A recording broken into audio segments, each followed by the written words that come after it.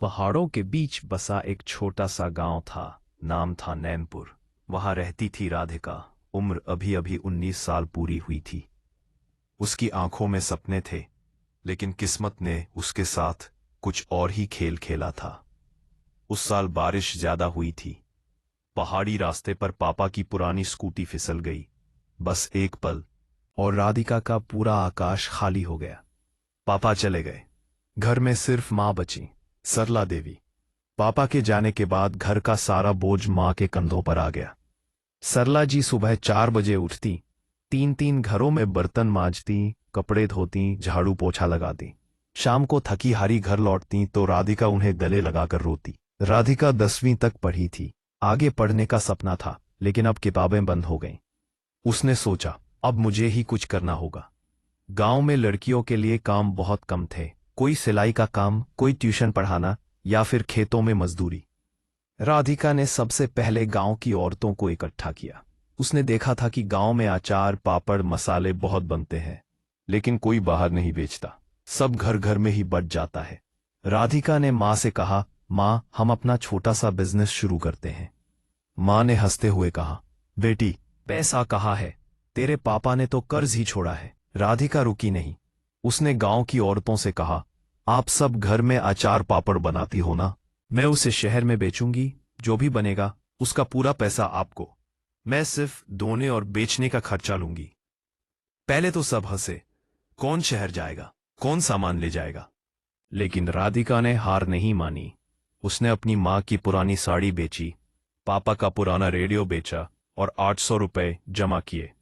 उस पैसे से उसने 20 किलो मसाले, 15 किलो अचार और 10 किलो पापड़ खरीदे। पहली बार जब वो बस में बैठी तो उसका दिल धक धक कर रहा था। उसके पास एक पुराना प्लास्टिक का बैग था, उसमें सारा सामान। देहरादून पहुंची तो शाम हो गई। वो एक दुकान से दूसरी दुकान घूमी। कोई बोला, लड़की है, कहाँ से लाई?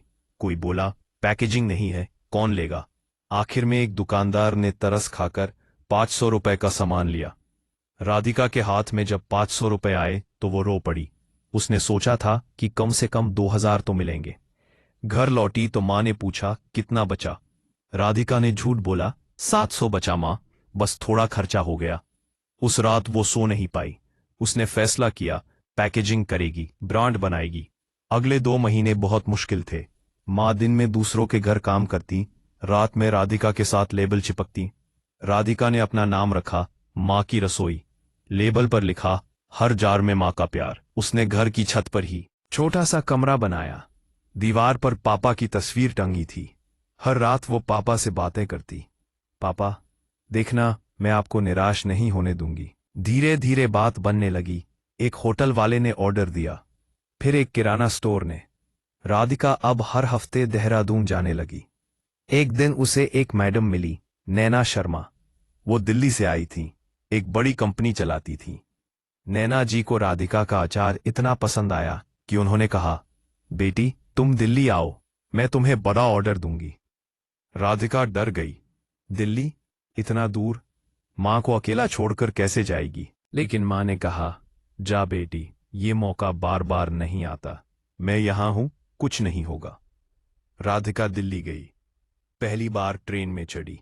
उसके पास सिर्फ एक बैग था और 3000 रुपए। दिल्ली में नैना जी ने उसे एक छोटा सा गोदाम दिया। राधिका ने गांव की 15 औरतों को बुला लिया। अब माँ की रसोई में 18 औरतें काम करने लगीं। मसाले, अचार, पापड़, चटनी, मुरब्बा सब बनने लगा। पहले साल का टर्नओवर 8 लाख था, दूसरा साल 42 लाख, तीसरा साल 2.6 करोड़। राधिका अब सिर्फ गांव शहर नहीं, ऑनलाइन भी बेचने लगी। उसने अपना ऐप बनवाया, इंस्टाग्राम पेज शुरू किया। लोग कहते, ये वो लड़की है जिसके पापा चले गए थे और अब वो लाखों कमा रही है। लेकिन राधिका कभी अकेली नहीं हुई। उसकी माँ अब घर पर नहीं, फैक्ट्री में बैठती थी। लोग अब सरला जी को मालकिन कहकर बुलाते थे। राधिका ने गांव में एक स्कूल खोला, जहां गरीब लड़कियां मुफ्त पढ़ती। उस स्कूल का नाम रखा, पापा की याद।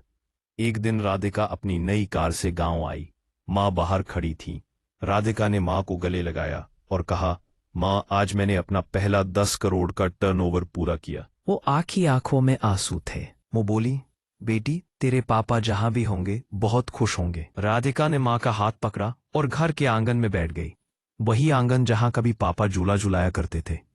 राधिका ने ऊपर देखा, जैसे पापा मुस्कुरा रहे हों। उसने धीरे से कहा, पापा, मैं कर दिखाया। आपने जो सपना देखा था वो पूरा हो गया। और बाहर बरगद के पेड़ के नीचे माँ की रसोई का बोर्ड लहरा रहा था। उस बोर्ड पर लिखा था, शुरू हुआ था आंसुओं से, पहुंचा है सपनों तक। माँ बेटी की जोड़ी अब लाखों दिलों में बसती है। ये कहानी है राधिका की, एक ऐसी लड़की की जिसने दुख को ताकत बनाया, जिसने माँ का हाथ थामा और दुनिया को बता दिया, अगर हिम्मत हो तो टूटा हुआ घर भी महल बन सकता है। राधिका आज 28 साल की है। उसका बिजनेस 5 राज्य में चलता है। 300 औरतें उसके साथ काम करती हैं। लेकिन वो आज भी हर रात माँ के पैर दबाती है और कहती है, माँ तुम ना होती तो मैं कुछ ना होती। माँ मुस्कुरा कर कहती है, बेटी तू ना होती तो मैं जीते जी मर जाती।